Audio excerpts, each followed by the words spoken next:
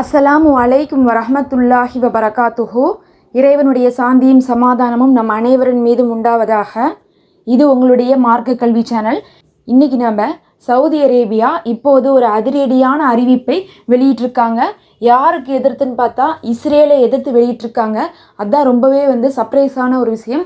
இத்தனை நாள் இஸ்ரேலை எதிர்த்து பேசாமல் இருந்த சவுதி இப்போது இஸ்ரேலை எதிர்த்து பேச ஆரம்பிச்சிருக்காங்க. இந்த 4-5 நாட்களுக்கு முன்னாடியே என்ன சொல்லியிருந்தாங்கன்னா, சவுதி நாங்கள் இனிமேல் தூதரக உறவையெல்லாம் வச்சுக்க மாட்டோம் இஸ்ரேலோடு. எதுவரையும்னா எப்போ நீங்கள் பாலஸ்தீனத்துக்கு சுதந்திரம் கொடுக்குறீங்களோ அது வரையும் சொல்லியிருந்தாங்க. இந்த நிலைமையில் 5 நாட்கள் கழித்து இன்றைக்கி இஸ்ரேலை மிரட்டியிருக்காங்க.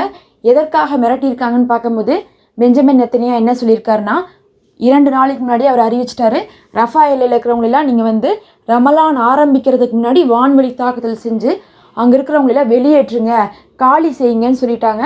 அதை அடுத்து என்ன ஆயிடுச்சு, இன்றைக்கி எஜிப்ட்லேயே ஆகட்டும், ஜோர்டான் ஆகட்டும், ஈரான், சிரியா, சவுதி, ரஷ்யான்னு சொல்லிட்டு எல்லாருமே கொந்தளிச்சிருக்காங்க.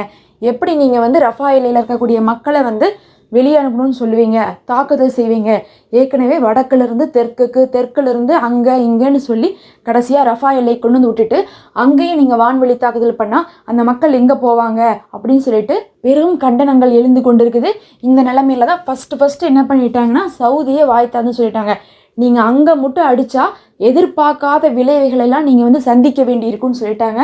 இதை என்ன சொல்கிறதுனே தெரில. மாஷா அல்லா, இதை தானே நம்ம இவங்கள்ட்ட எதிர்பார்த்துட்ருக்கோம் ஆரம்பத்திலிருந்து. சவுதியே மிரட்டிட்டாங்க. இது பார்த்தா இஸ்ரேலுக்கும் அமெரிக்காவுக்கும் ரொம்பவே அதிர்ச்சி தான். இப்படின்னா என்ன அர்த்தம்னா, என்ன வேணால் நடத்தலாம், நாங்கள் என்ன வேணால் செய்வோம் அப்படிங்கிற மாதிரி அவங்க பேசியிருக்காங்க. நேரடியாக சவுதியே இறங்குவாங்களா இல்லை வேறு ஏதாவது செய்வாங்களா அப்படிங்கிறதெல்லாம் சொல்லலை. ஆனால் நீங்கள் அடித்தா இனி நீங்கள் அதுக்கான ஒரு தீய விளைவுகளை பார்க்க வேண்டியது இருக்கும்னு சொல்லியிருக்காங்க. அதுலேயும் ரமலானுக்குள்ளேயே இவங்க காலி பண்ணணும்னு சொல்லிட்டு இந்த ஒரு மாதமும் அந்த திட்டத்தை முன் வச்சுட்டு இருக்கும் போது அதை ஆரம்பிக்கிறதுக்கு முன்னாடியே இப்படி ஒரு மிரட்டல் சவுதியிட்டிருந்து வந்தது வரவேற்கத்தக்கதாக இருக்குது. ஜோர்டானும் ஆதரிக்கிறாங்க. ஜோர்டான் எப்பவுமே சவுதி என்ன சொல்கிறாங்களோ அதை தான் அவங்க ஆதரிப்பாங்க. இப்போ சவுதி எச்சரிக்கிறனால ஜோர்டானும் காசா மக்களுக்காக அவர்களை ஆதரிக்கிறாங்க.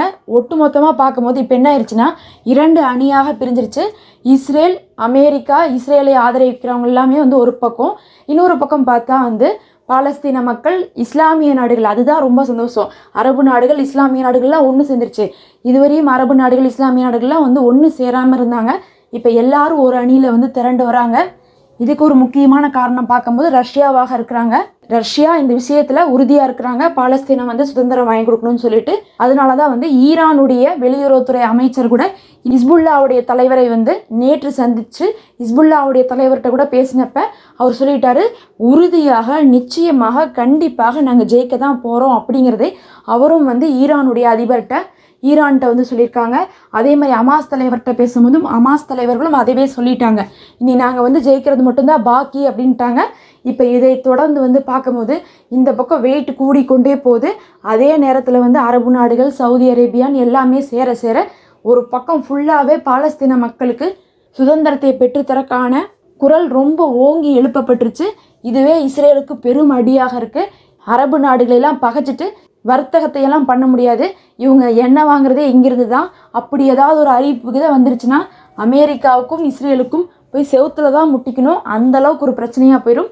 சவுதியுடைய மிரட்டலுக்கு பயந்து இஸ்ரேல் என்ன செய்ய போகிறாங்கன்ட்டு, அப்படி இல்லாட்டினா இஸ்ரேல் செய்யறதுக்கு எதிராக சவுதி என்ன செய்ய போகிறாங்கன்ட்டு, எதுவாக இருந்தாலும் அந்த மக்களுக்கு நல்லது நடந்தால் சரி.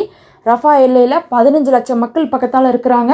ரொம்பவே சாப்பாடு இல்லாமல், தண்ணி இல்லாமல் கஷ்டப்பட்டுட்டு, கூடாரத்தில், அந்த மழை பெய்யறதுல, வெள்ளத்தில், நோயில் எவ்வளவோ கஷ்டங்கள் நடந்துட்டு இருக்குது.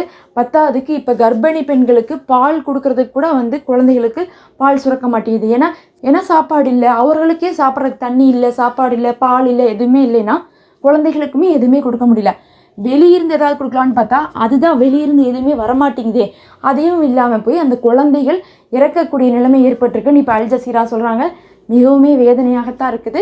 நம்ம அவர்களுக்காக அல்லாஹ்விடத்தில் கையேந்துவோம். இன்றைக்கி ஷாபான் பிறை 1ஆக இருக்குது. நபி ஸல்லல்லாஹு அலைஹி வஸல்லம் அவர்கள் கவலையோடு சொன்னாங்க, என்னுடைய உம்மத்திகள் ரஜப் மாதத்தையும் அடுத்து வரக்கூடிய ரமலான் மாதத்தையும் சிறப்பிக்கிறாங்க, ஆனால் ஷாபான் மாதத்தை கண்டு கொள்ளாமல் விட்டுறாங்களேன்னு சொல்லிட்டு இந்த மாதத்துடைய சிறப்பையும், இன்றைக்கி நம்ம செய்ய வேண்டிய அமலையும், வைக்க வேண்டிய நோன்பு அனைத்தையும் பற்றி ஓத வேண்டிய துவான்னு சொல்லி நம்ம வீடியோ போட்டிருக்கோம். ஃபஸ்ட்டு கமெண்ட்டில் நான் லிங்க் தரேன். கண்டிப்பாக இன்றைக்கி பார்த்து பிறை தெரிஞ்ச உடனே வந்து ஓதிருங்க. அந்த அமலையும் செஞ்சுருங்க. அஸ்ஸலாமு அலைக்கும் வரஹ்மத்துல்லாஹ்.